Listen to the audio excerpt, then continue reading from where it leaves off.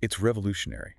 And as we sit here in June 2026, with World Cup fever at its absolute peak across North America, the Portuguese national team has just attempted that exact same transition. They really have. It's been a massive overhaul. So whether you are gearing up for the summer games or catching up on international football trends, or, hey, maybe you just love a masterclass in team dynamics, this deep dive is built for you. There's a lot to dig into here. Our mission today is to unpack exactly how Portugal transformed.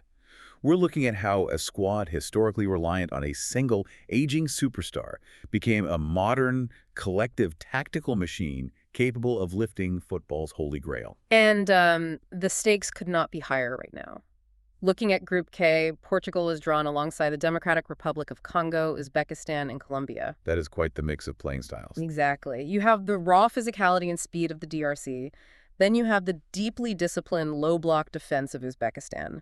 And then Colombia brings this fierce transition-heavy style. So you really had to be prepared for anything. Right. Portugal isn't just arriving in North America hoping for a decent run to the quarterfinals. They are arriving as genuine contenders, carrying an incredibly deep roster that has been totally re-engineered over the last 3 years to adapt to any possible scenario. Okay, let's unpack this. Before we start looking at the individual stars running around on the pitch, we really have to examine the operating system that runs them. The manager. Yes, because in football, the manager dictates the environment. We're talking about Roberto Martínez, the Spanish tactician who took the reins back in 2023. Yeah, and he inherited a team that had a lot of individual talent, but really lacked a cohesive, modern identity. So he essentially had to rewrite the underlying code of this Portuguese side. He did. When Martinez came in, he injected a modern obsession with possession metrics and a really high-pressing ethos.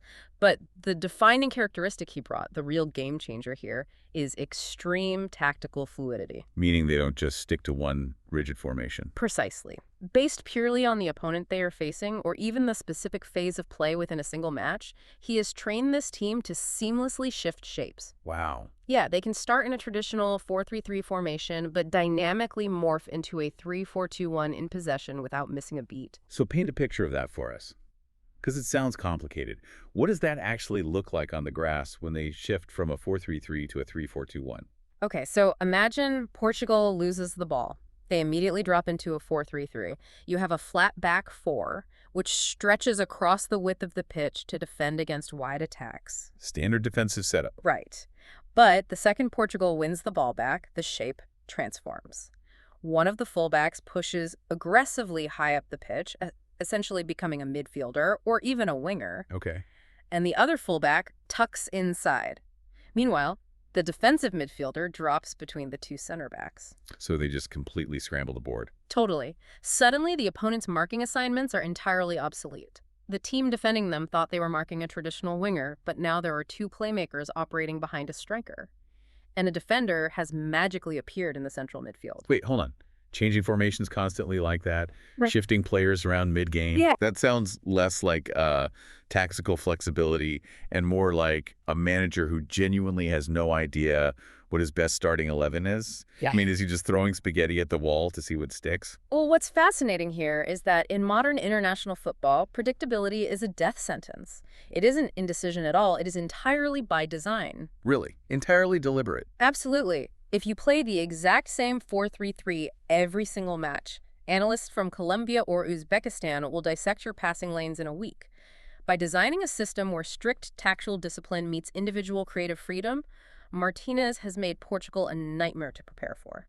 I guess that makes sense. It's hard to plan against a team that doesn't sit still. Exactly. And crucially, it makes them incredibly injury resistant. If a key player goes down in a tournament as grueling as the World Cup, the system shifts rather than collapsing. The structure serves the collective. It's a plug-and-play network. A plug-and-play network is great in theory, but mentioning legacy software earlier perfectly tees up the 41-year-old elephant in the room. You can't talk about Portugal without talking about Cristiano Ronaldo. Yeah. I mean, he is stepping onto the pitch for his 6th FIFA World Cup. The man is a historic anomaly. Truly unprecedented. And he arrives in North America with sharp match fitness, having just secured the Saudi Pro League title with Al Nassr. Yeah, he's not just there to wave to the crowd. No, he isn't here on a ceremonial farewell tour at all. He expects to play and he expects to win. But how does a highly fluid, modern, high-pressure machine incorporate a 41-year-old striker?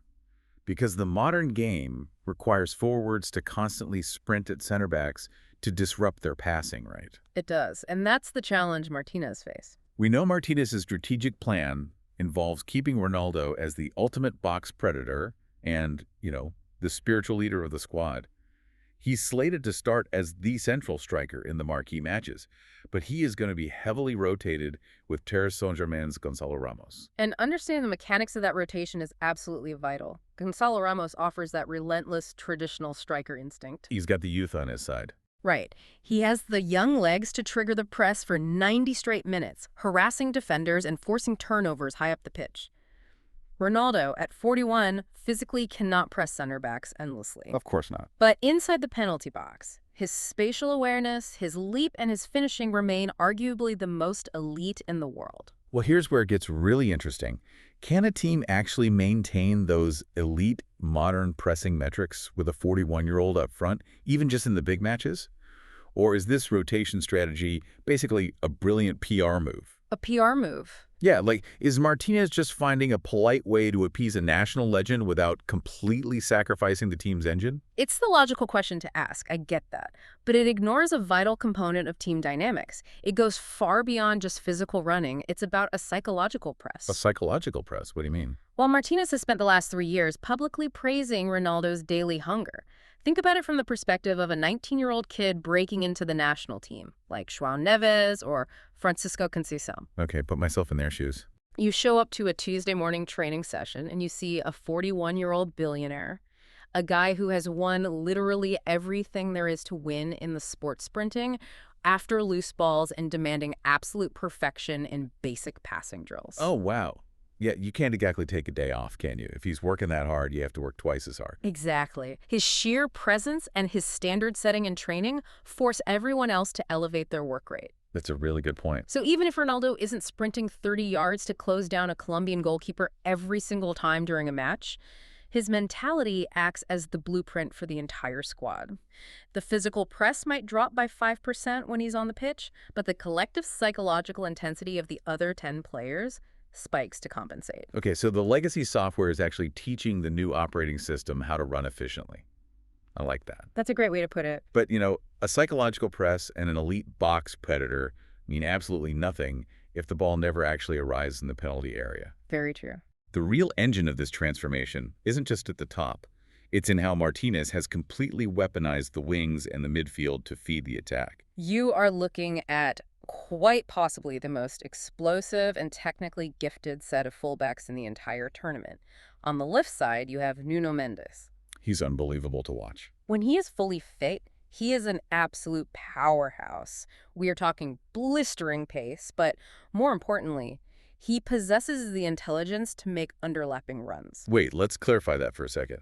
An overlapping run is when a defender sprints down the sideline outside of his winger to cross the ball. What makes an underlapping run so dangerous? So an underlap is when the winger stays wide on the sideline holding the ball, and the fullback sprints inside of him, driving straight into the central attacking channels of the pitch. Like cutting right through the middle. Exactly. It completely short-circuits an opposing defense. A center back suddenly has a left back sprinting directly at him, and they rarely know how to hand off that marking assignment. That sounds chaotic for the defense. And while Mendes is doing that on the left, you have Diogo Dalot on the right side, operating as what tactical analysts call an inverted fullback. Yes. For the listener who might not be staring at a tactical whiteboard every weekend, an inverted fullback is a defender who, when his team has possession, completely abandons the sideline. He literally moves into the center of the pitch to act as an extra central midfielder. And the mechanism behind why that works is fascinating. When Dalot leaves the right sideline and steps into the middle of the pitch, he forces the opposing left winger to make a terrible choice. Does the winger follow Dalot into the middle? If he does, the entire right sideline is wide open for a Portuguese winger to exploit. Right. But if the opposing winger stays out wide, Portugal suddenly has 4 or 5 players in the center of the pitch against the opponent's 3. Dalot creates a literal mathematical advantage, a structural overload. It's a lose-lose situation for the defense. And if that wasn't enough to worry about, Martinez can deploy João Cancelo. Oh, Cancelo. He's widely regarded as a utility maestro. He's a literal cheat code because he plays at an elite level on both the left and the right flank. He really is. He acts as a deep playmaker, capable of hitting these outrageous, swerving trivela passes. Yeah, using the outside of his boot to bend the ball around defenders from 50 yards away. Outside. It's wild. And then if Portugal is up a goal and just needs to lock the game down, they bring on Nelson Semedo for robust, traditional defensive cover. Which brings us to the midfield, a unit that can only be described as an embarrassment of riches. It is a seamless blend of elite creativity and relentless work rate. You have the primary creators, Bruno Fernandes and Bernardo Silva. So what does this all mean?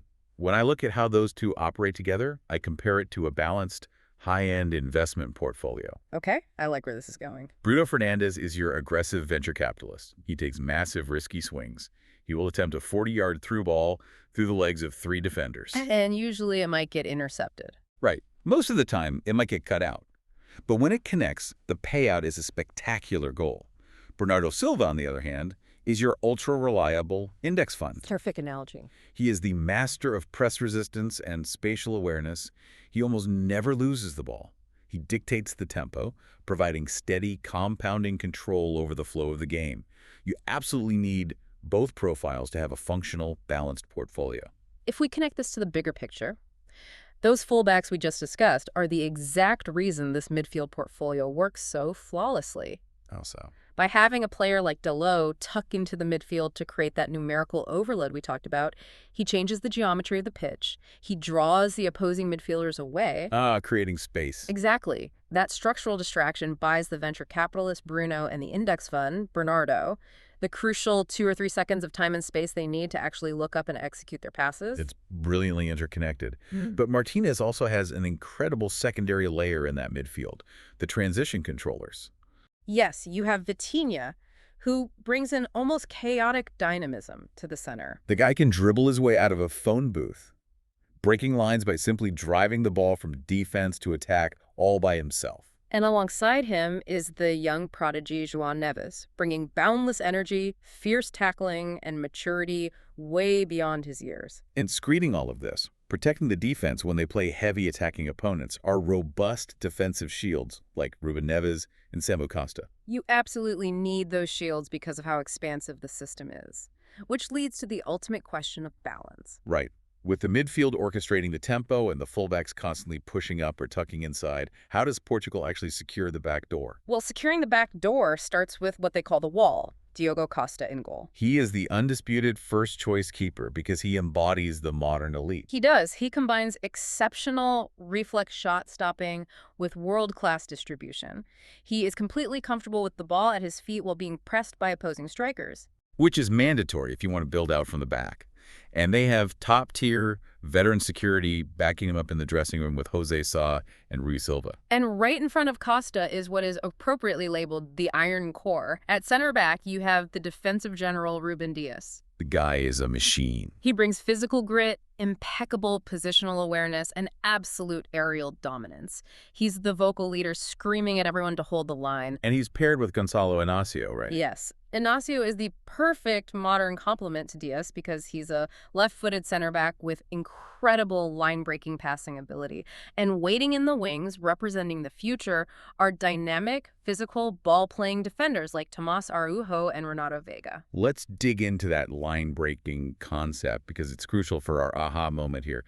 Dias and Inácio aren't just back there booting the ball away. They use the ball as bait. They do. They will literally stand with the ball under their cleats, inviting a forward from Colombia or the DRC to sprint at them. And the absolute second that opposing striker commits and steps out of their defensive shape, Inácio snaps a hard pass right past him into the midfield. Leaving that striker in no man's land. Exactly. They've just taken a defender completely out of the play. They use their defensive positioning to stretch the field, thereby creating literal physical space for the attackers. And they need to create that space because the tactical discipline of the Iron Core stands in massive contrast to the sheer flair of the forward line. This is where Martinez's rigid tactical structure meets pure, unadulterated individual freedom. The fun part. Right. Out wide, you have Rafael Leon. He is the ultimate chaotic winger. His one-on-one dribbling, his sudden physical acceleration, and his sheer unpredictability on the left wing can destroy any defensive structure in the world. And it isn't just Lyon. You have João Felix operating in the half spaces. Those tricky little pockets. Right.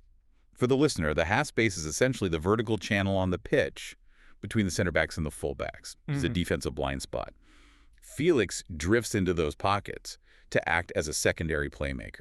And then you have Pedro Neto providing raw, explosive pace to vertically stretch the opposition, plus Francisco Trincão offering electric flair off the bench. But wait, let's look at this critically for a second. Sure. How do you balance extreme iron discipline at the back with ultimate chaos up front?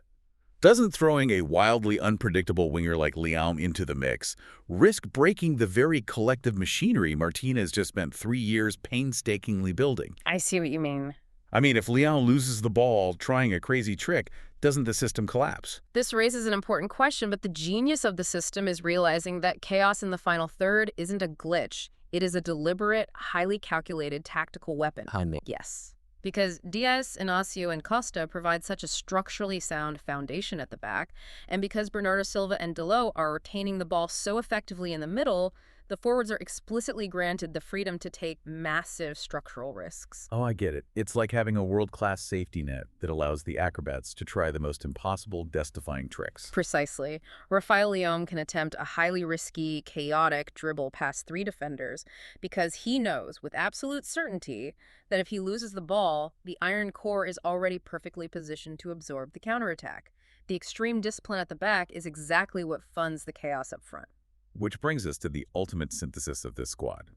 If we look at the proposed best playing 11, capable of functioning seamlessly as either a 4-3-3 or a 4-2-3-1, it maximizes this exact balance. Let's run through it. You have Costa in goal, a dynamic back four of Dalot, Diaz, Inacio, and Mendes, a perfectly balanced midfield engine of Vitinha, Bernardo Silva, and Bruno Fernandes. And up top, An attacking trident featuring Pedro Neto or Diogo Jota stretching the right side, Rafael Leon injecting chaos on the left, and Cristiano Ronaldo captaining the side, hunting for space through the middle. when you look at the geometry of how those 11 players fit together, the conclusion is undeniable. Portugal has zero excuses at this tournament. None at all. They possess the injury depth to survive a grueling month of travel and physical matches. They have the tactical fluidity to adapt to a low block from Uzbekistan or a track meet against Colombia. And they have seamlessly blended a core of hungry youth with unparalleled legendary experience. If Martinez manages the rotation minutes correctly, maintains that defensive transition net, and ensures the supply lines to Ronaldo are open, they have every single tool required to win the World Cup. So why should you, the listener, care about all of this if you aren't a football coach analyzing pitch geometry? It's a valid question. Because this deep dive is ultimately a masterclass in change management. It is a real-time study on how to transition a legacy organization, a team historically reliant almost entirely on the heroics of one superstar, into a highly distributed, modern network. And they did it all without losing their core identity or alienating their most important figurehead. It's a delicate, high-wire balancing act. It requires ego management, tactical innovation, and deep psychological understanding. Stuff the businesses struggle with daily. Exactly. Businesses, governments, and massive corporations try and fail to execute these exact types of transitions every single day. Roberto Martínez is attempting to do it on the biggest, most heavily scrutinized, and most unforgiving stage in global sports. And it leaves us with a final thought to mull over as we watch this tournament unfold. It's a totally new angle on this idea of generational transition. What do you think? Let's say Portugal wins the 2026 World Cup by utilizing a 41-year-old legend purely for isolated high-leverage moments in the penalty box, while a collective core of 20-somethings do all the high-intensity heavy lifting required by modern tactics. Will this redefine the future of aging superstars across all sports? Oh, that's interesting. Right. Could the future of elite football be less about demanding 90 minutes of total physical dominance from our legends and more about highly specialized surgical deployments of their remaining magic? It's definitely a possibility. If the old software can't run the entire operating system anymore, maybe it doesn't need to. Maybe it just needs to be the final keystroke that flawlessly executes the program.